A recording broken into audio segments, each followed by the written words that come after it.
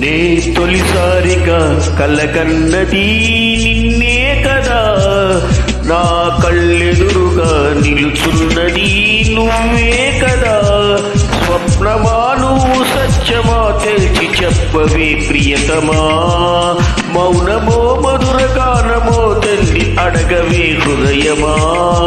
ఇంతలో చేరువై అంతలో దూరమై అందవా స్నేహమా. నా తొలిసారిగా కలగన్నది నిన్నే కదా, నా కళ్ళెదురుగా నిలుచున్నది నువ్వే